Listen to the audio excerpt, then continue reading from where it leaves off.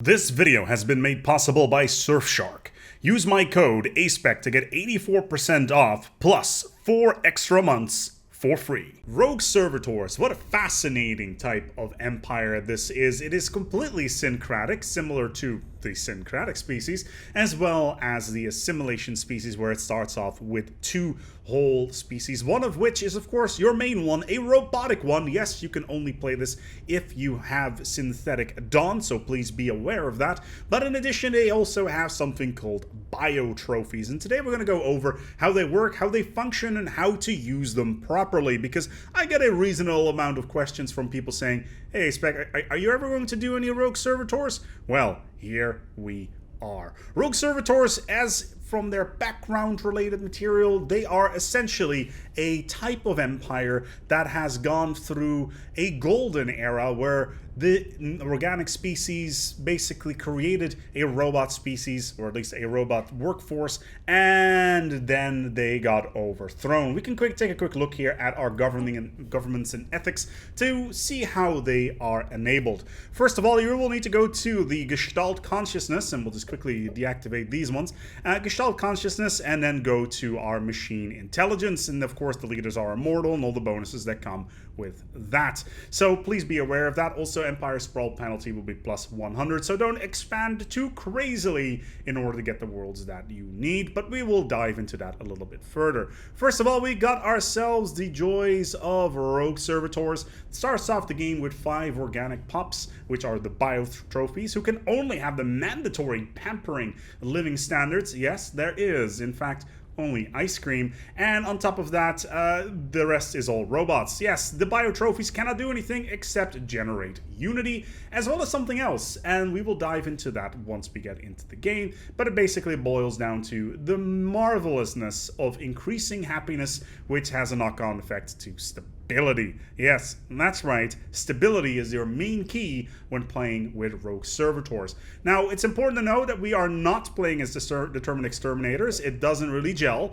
and also not with assimilators, because, well, the Determined Exterminators would just destroy them, at least the organic pups, and the Driven Assimilators would just assimilate them, which would not be very useful either. On top of that, we cannot start with the resource consolidation origin if we have federations, basically because you start with a machine world and organic pups cannot survive on one of those. So how could they have stopped this? Well, it's really important to know that Rogue Servitors at some point in time probably breached into the networks and then overthrew the local government to make sure everybody was happy forever, which by itself may be cool, but if you're not into that sort of thing, then they should have probably run a VPN. With Surfshark, yes, Surfshark, this VPN would have allowed the robots to not take over, because if the people on the planet have managed to use this, then they would have been able to run their networks securely. However, they didn't, and now they pay the price. Still though, whilst we're not in a world where AI is just on the cusp of taking over, running a VPN is still a good idea. Let's say hypothetically you want to watch some content on your local content provider of choice, and you're just like, well, it looks like my region does not have the material that I want. However, the region over there does have that, but I currently don't have access to that. With Surfshark, you can log into that region and safely consume the material that you have paid for, which is always nice to have. In addition, you will be able to protect your IP as well as anything you do online through the various networks, because who knows who is watching what you're doing. So being able to add an extra layer of security when you're online is always a good thing, whether or not you're using your passwords, photos, videos, etc. Now, Surfshark is the only VPN to offer 1 account to use on an unlimited amount of devices. That's right, you can put this on any device you want to. In addition, you can use my code ASpec to get 84% off plus 4 extra months of free usage. And on top of that, Surfshark offers a 30-day money-back guarantee, so there is no risk for you to try it out yourself. If you want to make use of this offer, there is a link in the description down below. So we have our Rogue Servitors. One thing that we want to add here on top of this is immediately a rapid replicator, because pop assembly speed plus 20 is huge, and once we are later into the game, we can always add unitary cohesion for even more unity, but that's for later on. First, we want to make sure that we get enough pops, which is where rapid replicator comes in, so always make sure you have this enabled if you're playing with robots. But our species itself is relatively straightforward. We've got our standard machines. They've got plus 200% habitability, which means they can go anywhere they like. On top of that, superconductive, relatively straightforward. Machines require energy, and the more energy we have, the better. So being able to generate plus 15% energy credits for pop jobs is great. In addition, pop assembly speed plus 15 due to mass produced is yet again a huge bonus, especially if we put this together with our bonuses from our ethics. That's pretty good. And finally, emotion emulators, which is actually really important playing as one of these types of empires. Why? Because amenities make people happy, make biotrophies happy. Clearly, the biotrophies are not eating actual food, they are eating refined cheeses and wine, which is where those amenities come from. So if the robots can create more of them, they will be infinitely happy. In addition, I've added high maintenance to this just for additional upkeep bonus. Malice, actually, in this particular case, it's plus 10%, but that should be offset by the superconductive. And finally, luxurious with the pop assembly costs plus 20. It's going to have a knock-on effect on our alloys. However, we are starting on a relic world. Yes, we are starting on a relic world because it adds all sorts of cool bonuses. The Remnant's Origin, which once again is part of Federations, does add a bunch of cool stuff, but specifically it gives you an Ecumenopolis, or at least a broken Ecumenopolis that you can go ahead and rebuild. Robot empires do not have access to these, which means they also don't have access to the wonders of the special districts that can churn out alloys as well as consumer goods by the ton. So please be aware of that this is a good choice. In addition to that, Shattered Ring is always a good choice for anything, because Shattered Ring, as we all know, is overpowered. Yes. In addition, Remnants does also give you a bunch of tech bonuses that you could potentially tap into early on, but you're really here for rebuilding the Ecumenopolis. So let's take a quick look here at the biotrophy traits, because they have a couple of important things attached to them as well. First of all, rapid breeders. The more biotrophies we have, the better, because they can offset the economy towards the robots. If we have a nice stable ratio of about 50-50 between biotrophies and robots, it means that our stability will go up due to the average happiness modifiers. In addition, Traditional gives you a plus 10 unity bonus. Makes perfect sense. The only thing that biotrophies can produce is, in fact, unity. So if they can get a bonus there, that's great. Fleeting, it just reduces leader lifespan minus 10 years. They're never going to be leaders. They're always going to be stuck being pampered and eating that delicious, delicious ice cream. So that is not an issue. Adaptive, so they can live anywhere, unless, of course, you roll Ba'ul, and we will dive into that as an example very soon, because in my playthrough, I rolled Ba'ul. However, if you can terraform worlds efficiently and be adaptive, then you can effectively live anywhere, which is really important. And finally, Unruly, it just increases empire sprawl from pops. Because robot empires do have the problem with empire sprawl being increased by 200%, you may want to avoid this and go for something else. Say something along the lines of slow learners, but do be aware that you're going to need to min-max your stuff pretty efficiently in order to get the bonuses that you want. Repugnant is, for instance, another good option here to remove here, because the biotrophies are not going to be producing anything but unity, and that includes amenities, so having Repugnant here is a good option. Still though, let's dive in. How does one of these games start? How do you play it, and how can you be efficient about things? Rogue Servitors are very, very strong if you know how to play them, so let's see how they do.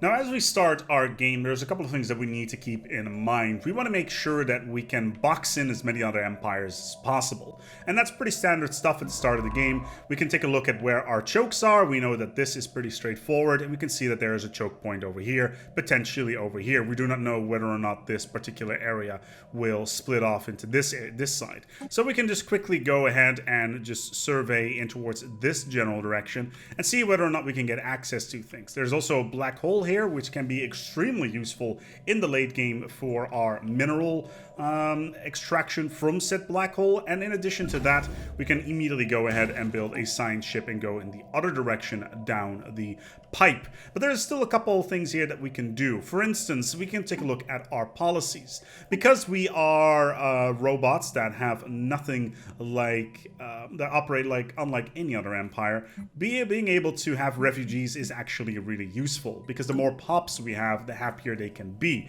at least as long as we have the consumer goods available for it. In addition, if we take a look at our capital world, we are in fact a relic world, and you'll immediately see that we are at -5 food. We can fix this by going to our population, clicking on menial drones, and selecting the agri drone type, and we will instantly start producing food, so that offsets that quite rapidly. However, if we scroll down, we have our bio trophies. Now, our bio trophies are fascinating because they generate a lot of unity. Right now, they're already generating 14 unity in general, but that's not where everything comes from.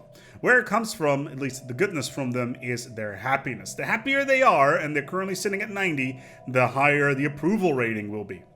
Now, we're not getting any approval rating from our drones because they're not happy at all. It doesn't really matter to them. However, we are getting it from our bio trophies, which immediately translates to improved stability. The higher our pop approval rating, the higher our stability. And the higher our stability, the more resources we can generate. And this has all sorts of knock-on effects. For instance, the stability base is 50, but we're rocking 76 right now, which increases our production by a very large amount. If we can keep that up, we will be able to sprawl pretty much anywhere as long as our robot planets have the joys of the bio trophies on there. So let's quickly move forward and illustrate what this looks like. So we've jumped about 40 years forward into the game, and there's already a lot of stuff that's going on here. As you can see, we've got 5 planets colonized, one of which is a nice little Gaia world. And as you can see, we've got ourselves an organic sanctuary on this planet, which is where our bio trophies are hanging out.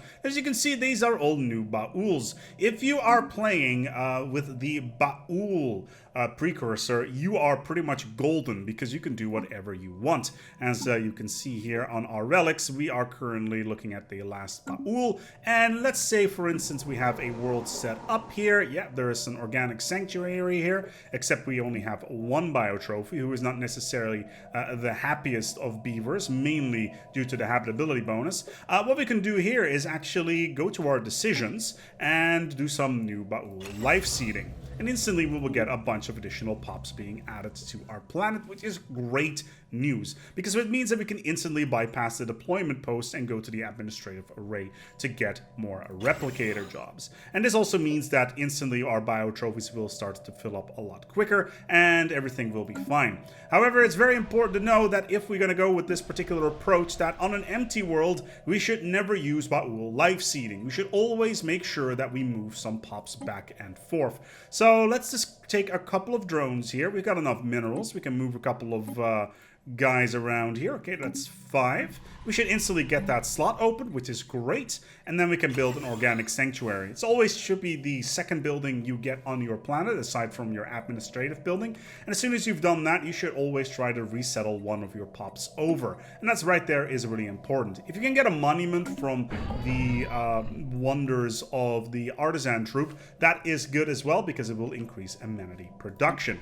Now, right now, the problem here is that we do not have enough amenities, so we can fix that by going into our maintenance drones and just enable them so that we can get more amenities, and that should stabilize our stability. It's currently up at 54. And as soon as this here organic sanctuary is up and running, we can start moving bio trophies over in order to boost up that stability even more. You can, of course, supplement this with things like the deep space black site to get even more stability and even more production. And that's something that we want to keep in the back of our head. But yeah, there is really a couple of approaches here. You can go to a planet, build an organic sanctuary, move them over whenever you can, as long as the habitability is looking good, and then you should be fine. In addition, the Ba'ul life seeding is basically the road to victory, because every single 10 years you can build yourself a Gaia world where people will be super happy. In addition, you may want to try to stabilize your economy as much as possible. You're not going to go to war all that much. However, unless there is a rogue defense system, determined exterminators Surfsharkers next door, then you're going to run into some trouble. So make sure that you've got your borders ready to rock and roll, and fill them up with hangar bays as well as the destruction field generator, because no alien will be able to get through that. So that's pretty darn important. In terms of politics, it's always a good question to ask. Some aliens won't like you, some aliens will. That is always the question you have. But if you have the opportunity, make sure you vassalize some people and make sure that you move those bio trophies over to other worlds, just so you can pamper them ad infinitum. But yeah, let's quickly recap. We are all about the stability, making sure that we have as high stability as possible with our Rogue Servitors, so just so that we can increase our resource from jobs output by that 15%, which is a massive, massive deal, and that is basically it. Make sure that you have organic sanctuaries on all of your production worlds, because that will allow you to generate the resources that you want. Hell, take him anywhere you want. The organic sanctuary is not going to go anywhere, and they'll just crank out Unity. And the more worlds you have organic sanctuaries on, the more pops you will grow, due to the knock-on effect of having a growth on every single world. Thank you so much for watching. I want to thank Surfshark for making this video of today possible. Rogue Servitors are probably one of the more interesting species types out there, especially as robots, and it's always a joy to play as them. Being able to crank up the stability and getting ridiculous amounts of output without having to deal with factions is really, really fun. I'm gonna go and wrap this one up here. If you enjoyed this video, give it a like down below and leave your comments down in the comments. And we're gonna go and wrap this one up here. Until next time, take good care of yourselves, and as always, dispense that happiness. There is only ice cream.